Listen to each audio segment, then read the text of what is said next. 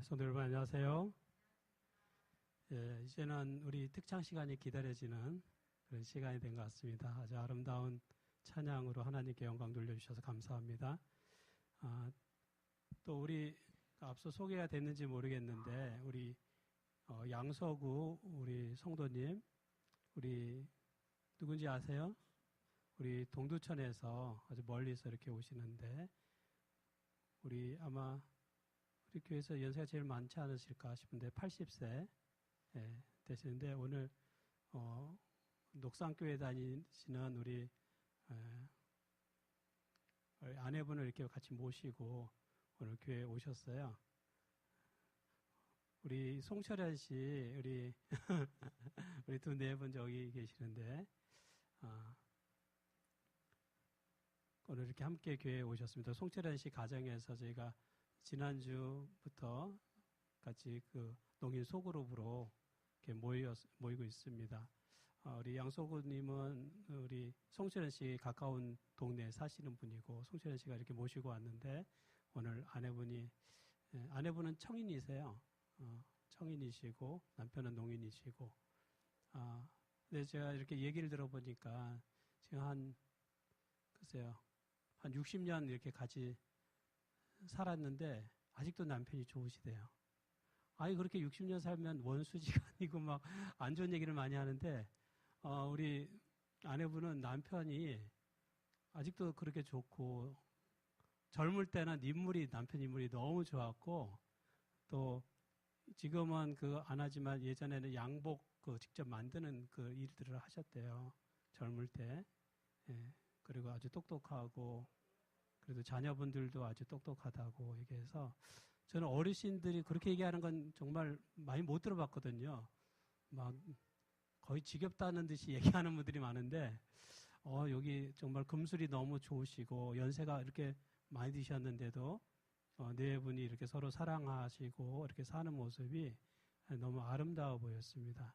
오늘 이렇게 함께 저희 교회 첫 방문을 이렇게 하셨습니다. 우리 좀 뜨겁게 환영합니다.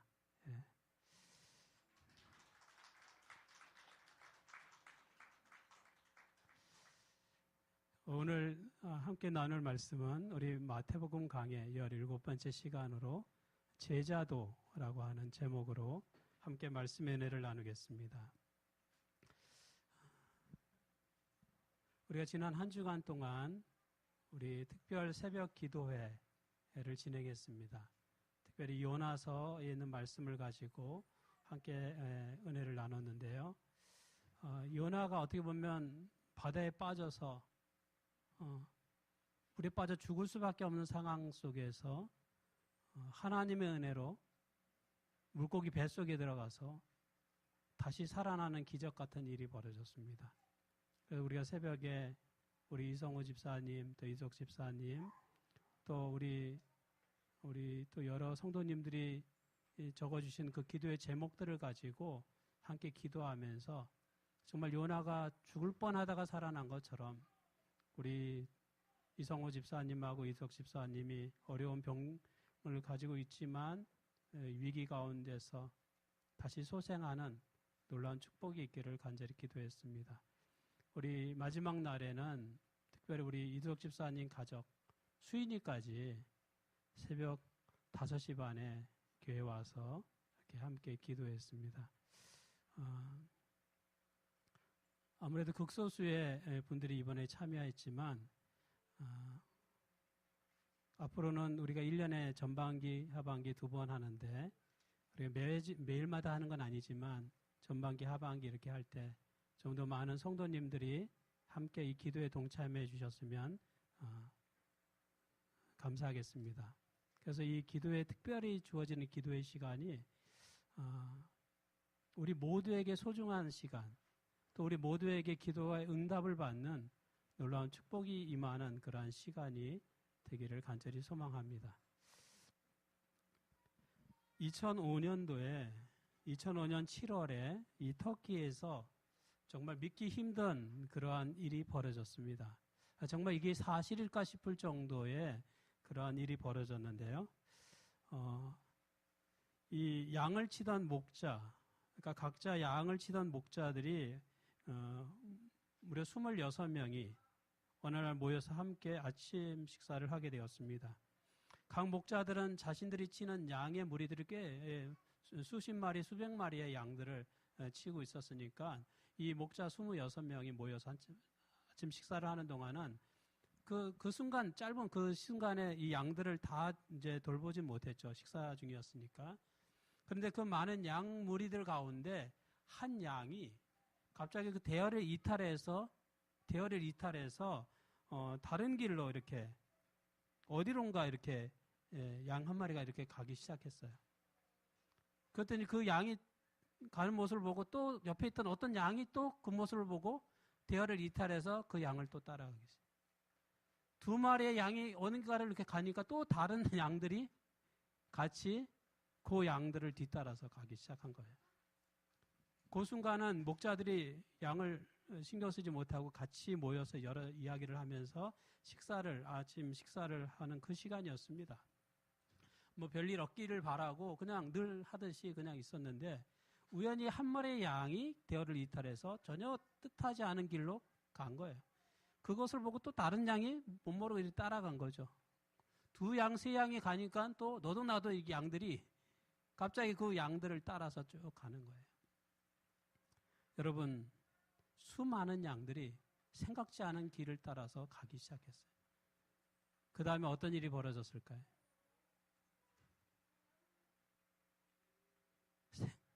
정말 믿기 힘든 일이 벌어졌는데 450마리의 양이 벼랑에 떨어져서 죽었습니다. 450마리의 양이. 그리고 무려 1000마리의 양이 다치는 사고가 일어났습니다. 양 한 마리가 잘못된 길로 들어서 갖고 가다가 그것을 보고 또 따라가고 하다가 무려 450마리의 양이 벼랑 끝에 떨어져 가지고 목숨을 잃었어요. 또 무수한 양이 무려 1000마리의 양이 그 일로 인해서 다치는 사고가 벌어졌습니다. 여러분, 양이라고 하는 동물은 길을 잘 못 찾습니다. 그래서 누가 필요해요? 목자가 있어야 돼요. 여러분, 철새는 어떻습니까? 철새. 이 철새는요, 아주 수천 킬로 떨어진데, 심지어 나라를 횡단하고 대륙을 횡단하고 바다를 건너서 3만 킬로가 되는 데를 날아서 자기 목적지에 정확히 가는 데가 철새예요. 그 양은요, 자기 앞길도 제대로 못 가는 그런 동물이에요. 그래서 양은 맹수가 나타나도 자기를 방어할 수 있는 게 아무것도 없어요. 하다못해 사슴은 잘 뛰어서 도망을 간다든지, 뭐 여러 동물들이 각자 이렇게 특성 있게 자기를 보호하거나 뭐 이렇게 방어할 수 있는 그런 것들을 한두 가지씩 있습니다. 뭐 뿔이 있거나 뭐 하여튼 여러 가지, 이빨이 날카롭거나 뭐 냄새를 풍긴다든지 여러 가지가 있는데 이 양은요, 그 모습 자체가 별로 도망가지도 못하게 생겼잖아요. 자기를 방어할 수 있는 게 없어요. 오로지 누가 필요해요? 목자가 필요해요. 자기를 지켜줄 수 있는 누군가가 필요합니다. 양은 목자가 없으면 혼자서 길을 찾지 못합니다. 금세 길을 잃어버리고 맙니다. 근데 사람도 마치 양처럼 때때로 인생의 길을 잃어버릴 때가 있습니다. 길에 잘못 들어서기도 하고 또는 막다른 길에 다다르기도 하고 때로는 벼랑 끝에 몰리는 그러한 경우도 있습니다. 양이 목자가 너무나 필요하고 절실히 필요한 것처럼 우리에게도 누가 필요해요? 우리 인생의 길을 인도하실 하나님이 필요하다라고 하는 것입니다. 우리 인생의 길에 때로는 길이 막막하고 막다른 길에 다다를 때 우리는 누구를 의지해야 합니까? 우리는 우리 인생의 길을 인도하시는 그 하나님을 우리 모두가 의지하게 되기를 간절히 바랍니다. 주님께서는 제자들을 세상에 보내시면서 이렇게 말씀하십니다. 보라, 내가 너희를 보냄이 양을 이리 가운데 보낸과 같도다. 그러므로 너희는 뱀같이 지혜롭고 비둘기같이 순결하라. 조금 전에 설명드린 것처럼 예수님께서 제자들을 보내는 것을 마치 양을 어디다 보내는 것 같아요? 저 이리대 속으로 보내는 것 같은 거죠. 이리대 속으로 보내는 것 같아요. 예수님께서는 마치 부모의 심정과도 같아요. 자식을 어디 보내는 것 같아요? 저 군대에 보내는 것 같아요. 저 뭔가 사지에 보내는 것 같은 그런 심정으로 예수님께서 제자들을 보내시는 말씀입니다. 그러면서 당부하십니다. 어떤 당부를 하세요? 너희는 뭐처럼? 뱀처럼 지혜로워하라. 비둘기처럼 뭐 하라고요? 순결해라. 여러분 여기 뱀하고 양은 뱀하고 비둘기는 전혀 다른 성격의 동물이죠. 사실 뱀은요, 어떻게 보면 성경에 가장 처음 등장하는 동물 가운데 하나죠. 뱀은 거의 부정적인 의미로 등장합니다. 왜요? 아담 하와를 유혹해서 결국 죄를 짓게 한 그런 어떻게 보면 안 좋은 짐승으로 표현되어 있습니다. 그런데 오늘 예수님께서는 그 뱀을 긍정적인 모양으로 설명하고 계세요. 뭐처럼? 뱀처럼 지혜로워라. 여러분 우리 그리스도인들이 좀 때로는 뱀처럼 지혜로울 필요가 있습니까? 그리스도인들은 그냥 다 그렇게 지혜롭지 못하고 그냥 이렇게 다 그냥 착하고 이렇게만 생각하세요. 여러분 지혜가 필요해요. 우리 그리스도인들이 지혜가 필요합니다. 세상을 살아가는 지혜도 필요해요. 제가 이번에 어제 페이스북에 올라온 글을 보니까 여러분 터키에 우리 재림교회 건물이 있습니다. 터키가 이슬람 국가잖아요. 그러니까 처음에 이 교단에서 건물을 매입할 때 교단에서 건물을 매입할 수가 없었어요. 그래서 현지에 사는 분의 이름으로 그 건물을 매입을 했습니다. 그 건물이 시내 중심가에 있는 건물이에요. 지금으로 따지면 시가가 100억이 넘는 건물이래요. 그런데 지금 그것을 뺏기게 되었다라고 얘기합니다. 그 건물을. 왜냐하면 그 교단의 이름으로 건물을 매입할 수 없어서 그 당시에는 그래서 그 현지에 계시는 그 교인에게 그 건물 그분의 이름으로 등록을 했는데 그분이 돌아가셨어요. 그럼 어떻게 됐어요? 그 자녀가 그 재산을 상속받은 거예요. 그 분명히 교단의 재산인데 우리 아버지의 재산이니까 내가 받겠다 하고 그거를 다른 사람한테 팔아넘긴 거예요. 많은 세월이 있었는데 그 많은 세월이 지나는 동안에 그 재산을 교단의 것으로 하는 그러한 절차들이 사실은 필요했던 것이죠. 당대에서는 그게 문제가 안 됐지만 그 후 세대에 넘어오면서 문제가 되는 일들이 많이 있는 것입니다. 아버지는 신앙이 있어서 그것을 교회 재산이라고 생각하고 그걸 지켰지만 그 아들의 생각은 전혀 다른 거예요. 이거는 누구 재산이다? 우리 아버지 재산이다. 그건 내 거다. 더군다나 그 자녀가 이 신앙 안에 있는 사람이 아니라고 하면 찾기가 어려운 것입니다. 그것을 위하여 기도해달라고 하는 부분들을 이야기하고 있습니다. 그 외에 또 교회 여러 군데 보면 우리 전에 이문동 교회 얘기를 들어보니까 이문동 교회가 어떤 일들을 하려고 하니까 나중에 서류를 떼보니까 이 건물, 교회 건물이 무허가 건물인 거예요. 아무것도 못 하겠는 거예요. 그러니까 50년 전, 60년 전에는 어떤 방법이 없어가지고 어쩔 수 없이 그렇게 했은 경우들이 있어요. 그러나 세월이 흐르면서 그 부분을 잘 체크하고 뭔가 지혜롭게 할 필요가 있죠. 여러분 뱀처럼 지혜로울 필요가 있습니까? 지혜로울 필요가 있죠. 제가 교회 건축을 몇 번 하면서 교회 건축 세미나에 이렇게 참석을 해요. 저도 이제 모르기 때문에 뭔가 하나라도 더 배우려고 참석을 합니다.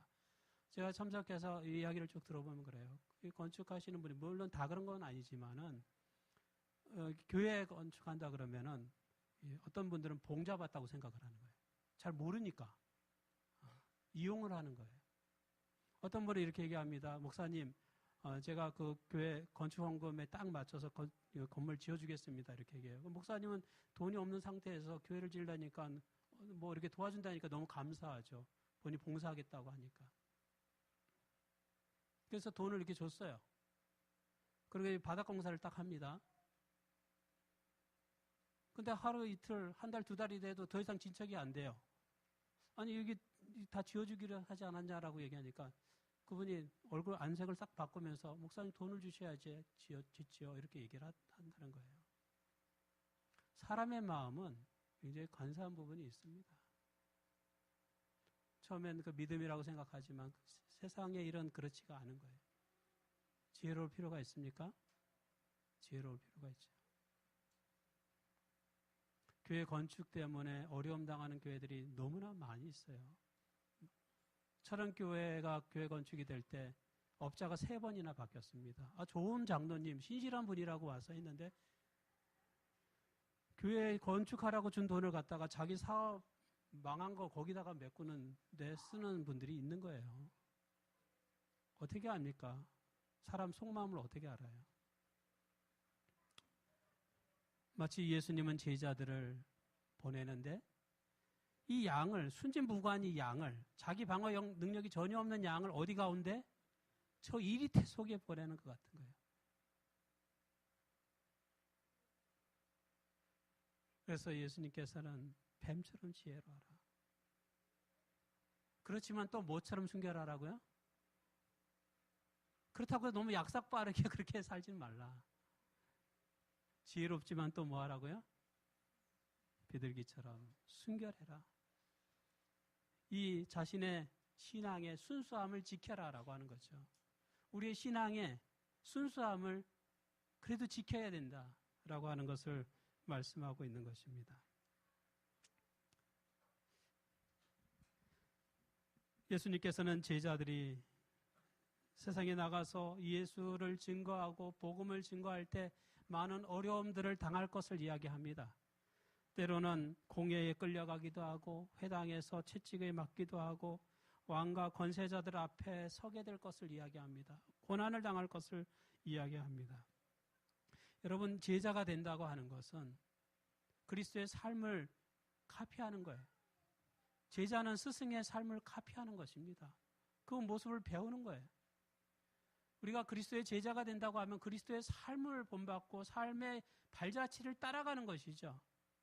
그런데 우리가 믿는 예수 그리스도의 삶은 어떤 삶이었어요?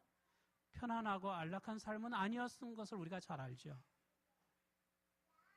그래서 예수님은 내가 십자가를 진 것처럼 너희도 자기 십자가를 지고 나를 쫓으라고 말씀하고 있는 것입니다.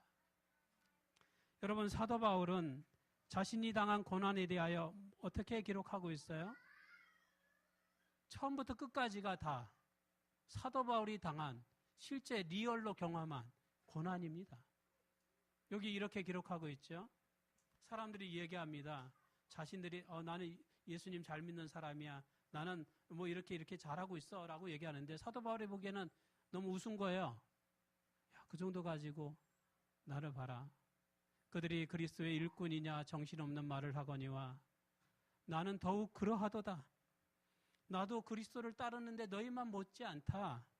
왜냐하면 사도 바울이 계속 사람들의 비난을 많이 받고 네가 무슨 사도냐. 예수님 제자도 아닌데 뭔 사도냐.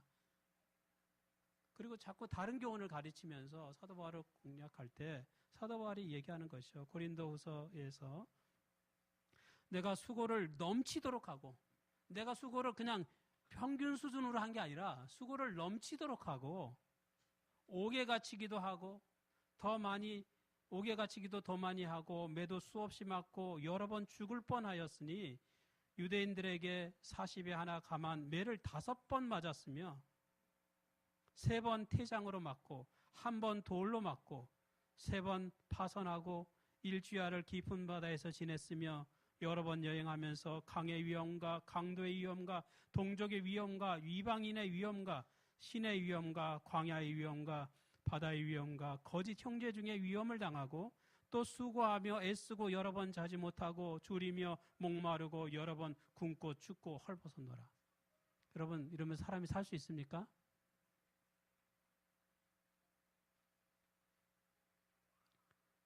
사도 바울은 늘 위험이 상존하는 삶 가운데 살았던 것이죠. 어떻게 보면 제자의 삶 가운데 우리가 그리스도를 따르는 데 있어서 때로는 어떤 손해가 있고 때로는 불편함이 있고 때로는 어려움이 있다 할지라도 그것으로 인하여 실망하거나 낙담하지 마시기 바랍니다. 우리가 그리스도의 삶을 그 발자취를 이제 한 걸음, 이제 두 걸음 내디딘 것일 뿐입니다. 제자들은 복음 때문에 이런 고난을 당합니다. 세상은, 사단은 믿는 자를 박해하고 때로 고통을 주고 미워합니다. 마태복음 10장에 이렇게 기록하고 있습니다. 또 너희가 내 이름으로 말미암아 모든 사람에게 미움을 받을 것이나 끝까지 견디는 자는 구원을 얻으리라. 여러분, 왜 그리스도인들이 세상으로부터 미움을 받을까요? 왜 그리스도인들이 사단에게 극심한 미움을 받을까요? 여러분, 역대 이래로 기독교가 사회로부터 이렇게 미움과 조롱을 받았던 때가 있었을까 싶은 생각이 듭니다. 많은 사람들은 이야기합니다. 현대 교회가 타락했다.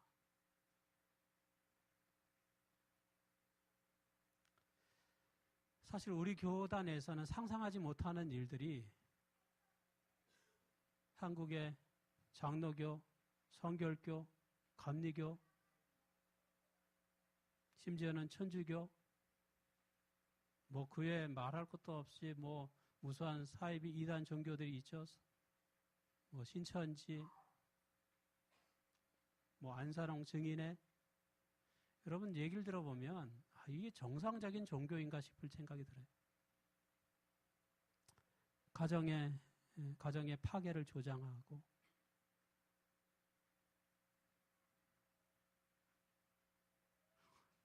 세상 사람들이 볼 때는 다 뭐예요? 다 똑같은 기독교인 거예요. 우리 재림교회가 아무리 순수하고 깨끗하다 할지라도 사람들이 볼 때는 다 똑같은 뭐예요? 기독교인 거예요. 우리가 형제 교회를 부자간에 세습합니까? 우리가? 그런 일이 가능해요? 그래도 세상 사람들이 볼 땐 다 똑같은 기독교인 거예요.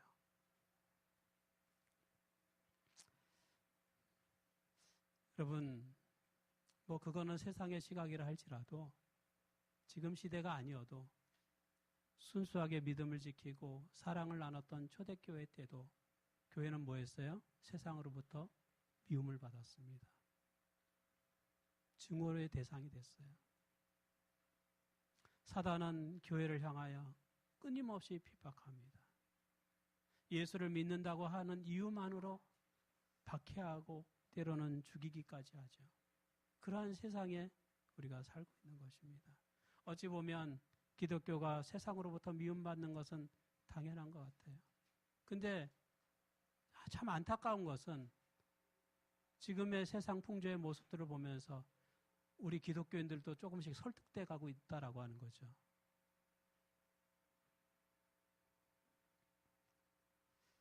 세상은 우리를 싫어하고 사단은 왜 우리를 미워할까? 그거는 당연하게 우리가 하나님의 사랑을 받는 존재이기 때문에 그렇습니다.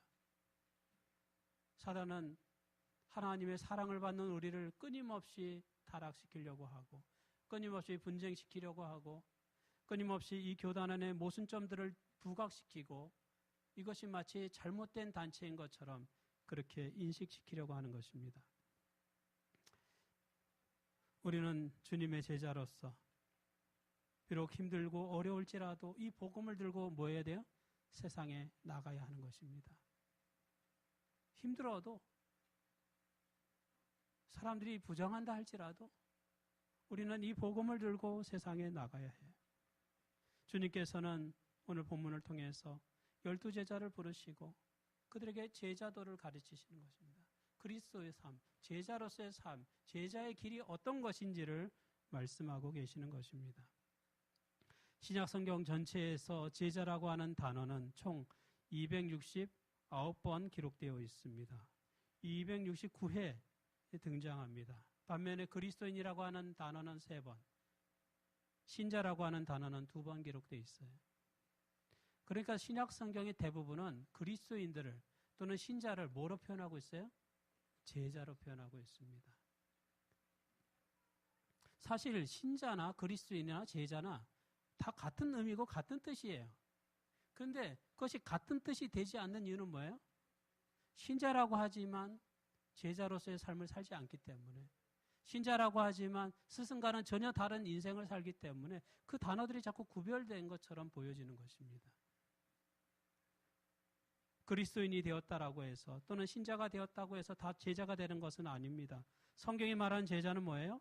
그리스도의 가르침을 받아서 그 가르침을 믿을 뿐만 아니라 뭐예요? 믿을 뿐만 아니라 삶 속에서 그것을 실천하는 사람이 신자라고 하는 것입니다.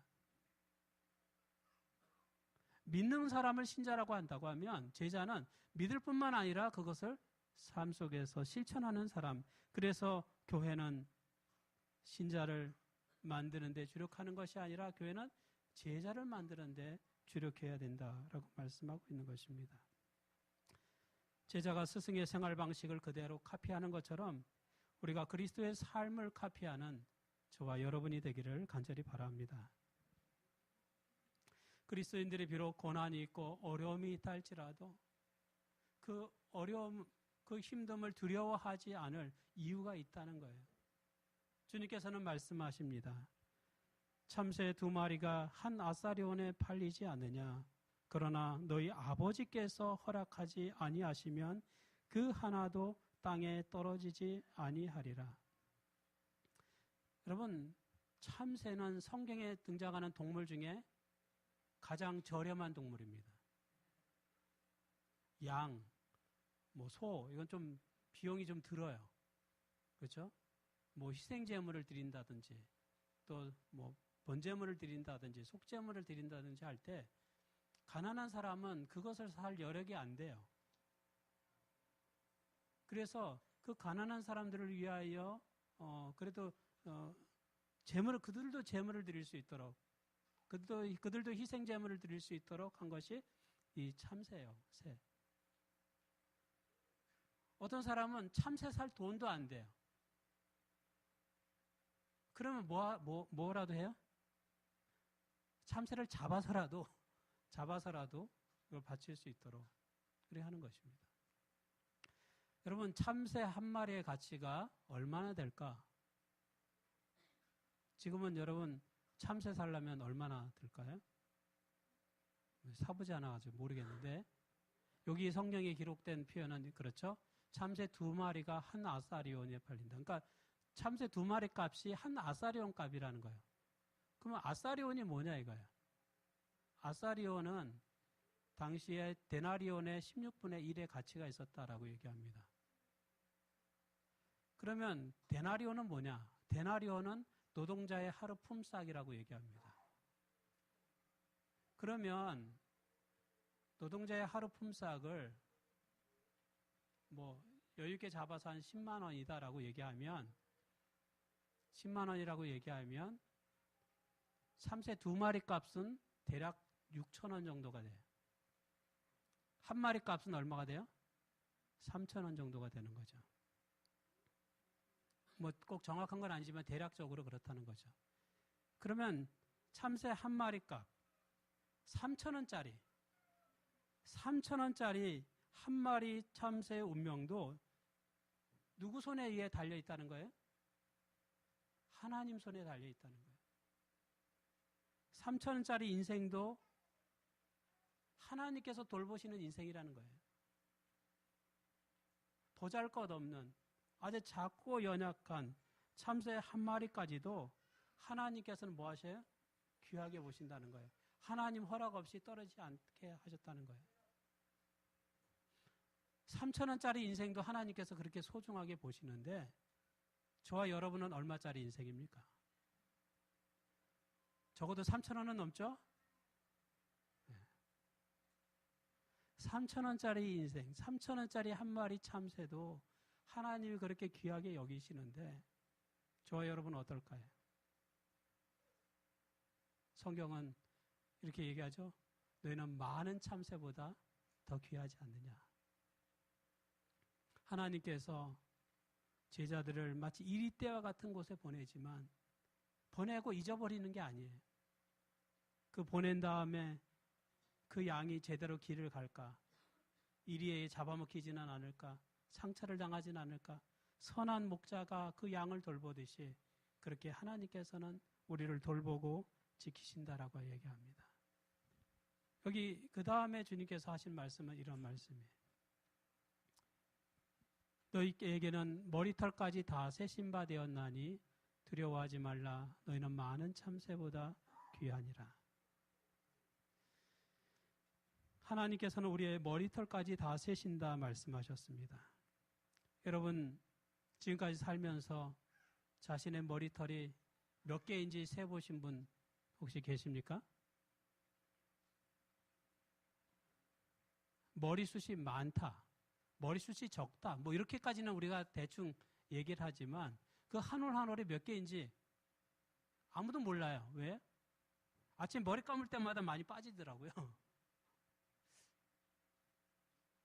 몇 개인지 알 수가 없어요. 이게 항상 일정하지가 않아요. 어느 날, 그날 다르죠. 새로 나기도 하고 새로 빠지기도 하고. 하나님께서는 이 말씀을 통해서 보여주는 게 뭐예요? 하나님께서는 우리가 별로 관심 갖지 않는 것까지도 세심하게 살펴보신다는 거죠. 우리 별로 중요하지 생각하지 않은 것까지도 하나님께서는 관심 가지시고 살펴보신다는 거예요. 여러분, 이번에 평창에 동계올림픽이 끝나고 장애인들의 올림픽이라고 할 수 있는 패럴림픽이 열렸습니다. 얼마 전에 제가 기사를 보니까 이런 기사가 올라왔어요. 이 패럴림픽 하면서 이제 선수들에게 제공된 이 식사, 이 식당이 아주 그 사람들로부터 호평을 받았다, 이 얘기를 합니다.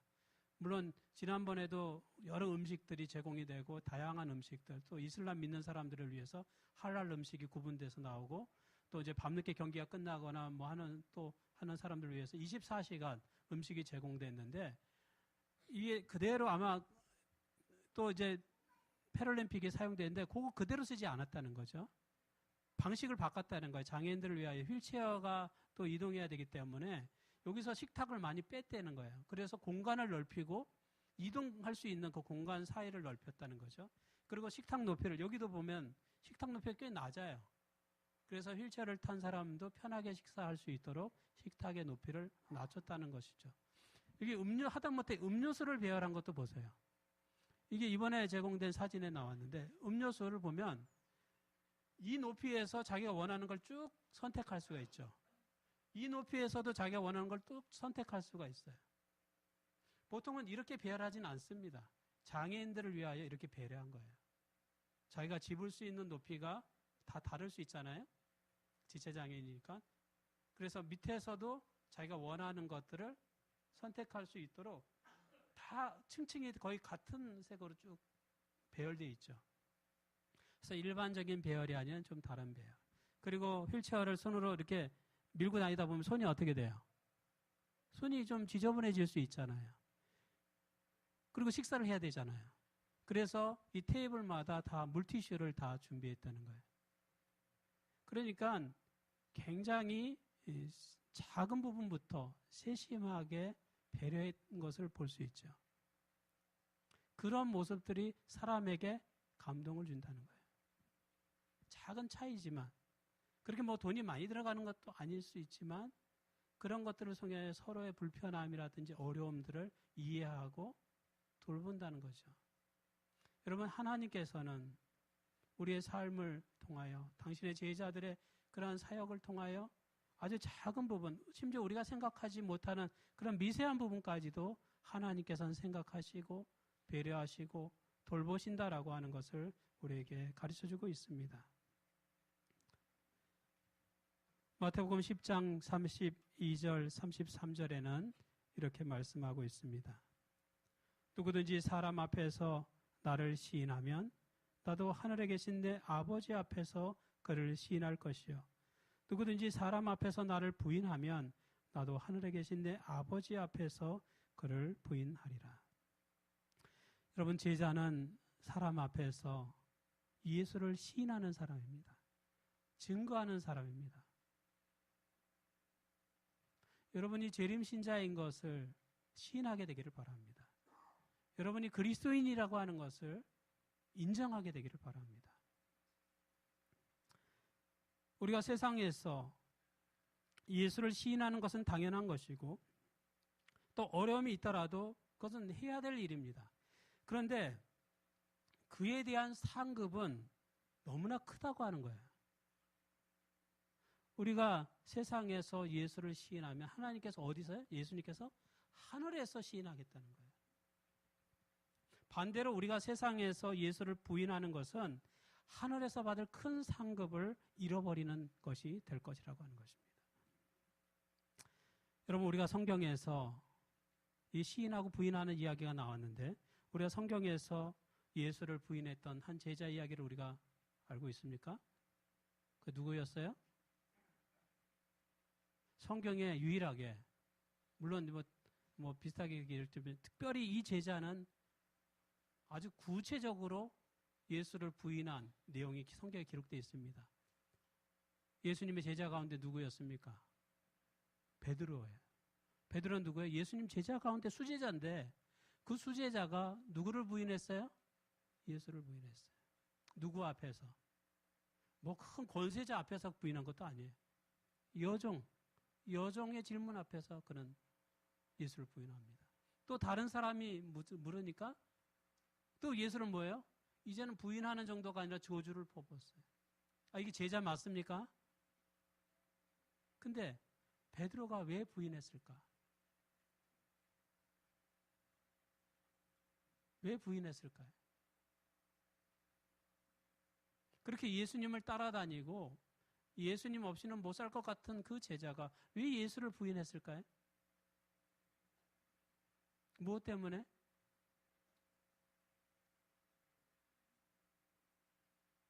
두려움 때문에. 두려웠죠.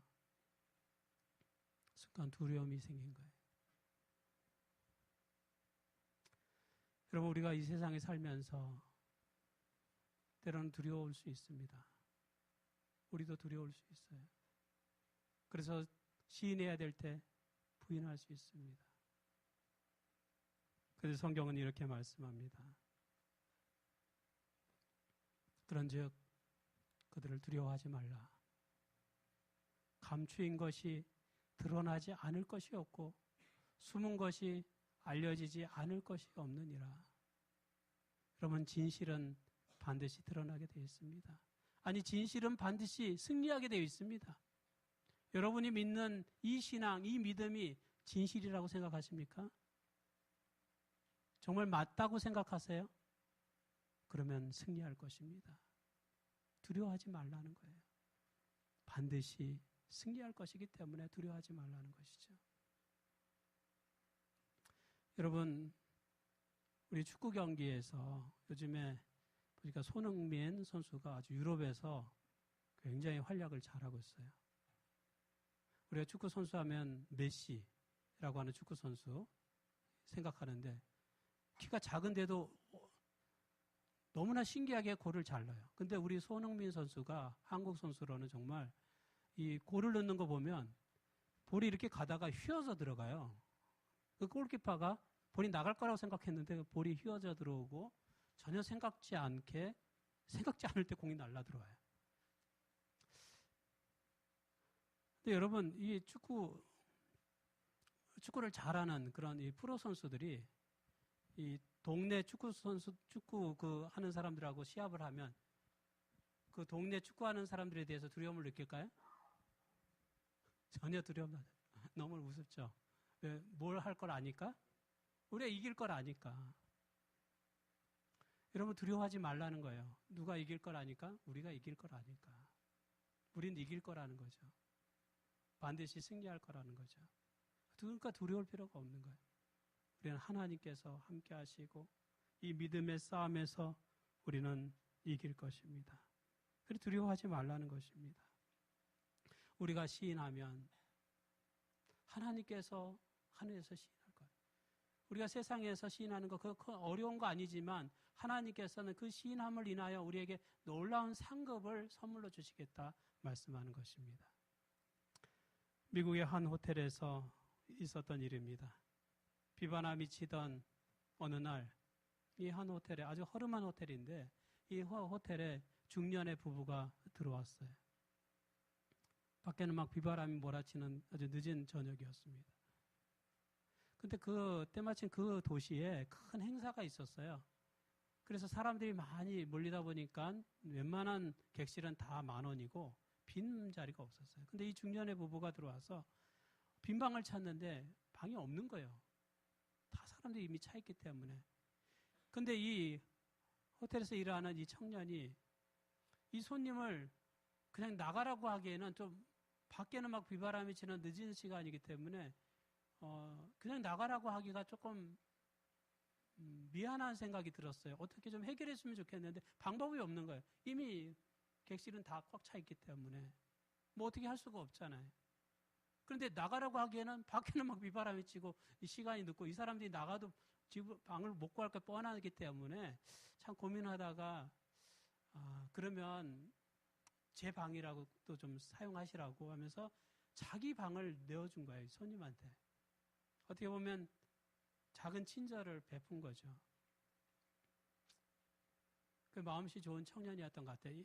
아마 보통 사람 같았으면 방 없으니까 그냥 나가라고 했을 텐데 이 청년은 마음씨가 좋은 것 같아요. 그 손님을 배려하고 그래도 자기 방 뭐 부족하지만 그래도 내 방에서 하루 자고 일어나면 다음날 그 방을 구하기는 좀 쉬울 테니까 자기 방을 내주게 된 것입니다. 시간이 지났어요. 그 일이 끝나고 이제 세월이 흘러서 한 몇 달 후에 이 청년이 편지를 한 통 받게 되었습니다.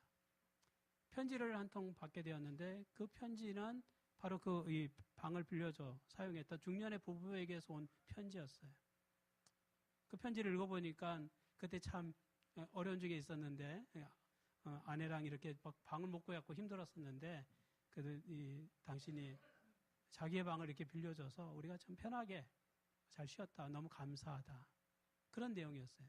근데 그 다음 내용에 이 청년이 깜짝 놀랄 내용이 거기 적혀 있는 거예요.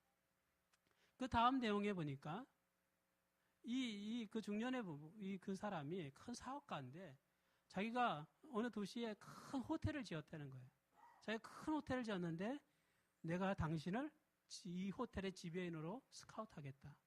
그런 내용의 글이 담겨져 있었던 것입니다. 이 청년은 손님에게 작은 친절을 베풀었는데 그 친절이 그에게는 큰 선물로 다가온 거예요. 여러분, 우리가 매일의 삶 속에서 하는 우리의 신앙 속에서의 작은 고백들, 작은 믿음들이 하늘에서 큰 상급을 받는 귀한 고백, 또 귀한 믿음이 된다라고 하는 사실을 우리가 기억하게 되기를 바랍니다.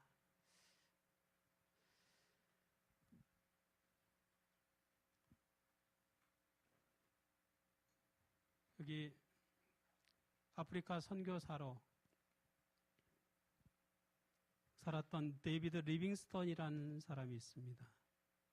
그는 선교사였고 탐험가였고 또 새로운 개척지를 개발하는 그러한 사람이었습니다. 제가 이 리빙스턴에 대한 사진을 검색하다 보니까 이런 사진이 있었어요. 아마 리빙스턴과 관련된 어떤 장소에 세워진 것이라고 생각합니다. 이 장면이 무슨 장면 같아요? 지금 한 사람이 사자한테 물어뜯기는 그런 모습이에요. 여기 한 사람은 주저앉았고 놀래가지고 주저앉아 있고 아마도 저 사람의 얼굴 모습이 비슷한 것 같으니까 저 사람이 아마 리빙스턴 같은데 사자가 리빙스턴의 어깨를 모는 그러한 장면. 그러니까 저렇게 어디서나 사자가 출몰할 수 있는 이 아프리카에 가서 여러 차례 목숨을 잃을 뻔한 그러한 그 위기를 경험합니다. 그러면서도 그가 선교를 포기하지 않았어요. 사람들이 묻습니다. 당신은 어떻게 이러한 어려움 속에서도 포기하지 않고 이렇게 선교를 계속할 수 있었습니까? 그때 그가 이렇게 얘기합니다. 저는 어려울 때마다 위험이 닥칠 때마다 항상 이것을 생각합니다. 하나님이 나를 만약에 이곳에 보내신 거라고 하면 내가 하나님의 사명을 이룰 때까지 나는 결코 뭐하지 않으리라? 죽지 않는다. 사명자는 죽지 않는다.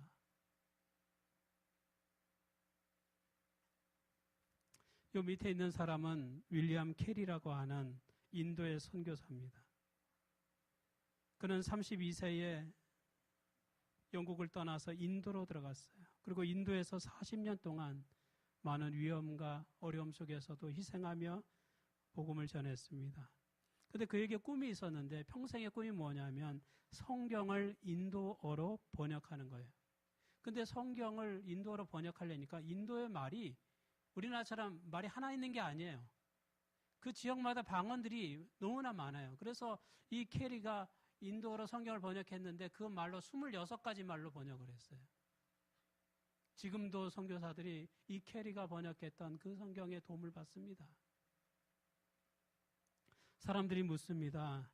당신은 그렇게 어려움 속에서 어떻게 이 어려움들을 이겨내고 그렇게 인도에서 척박한 그 땅에서 선교할 수 있었습니까?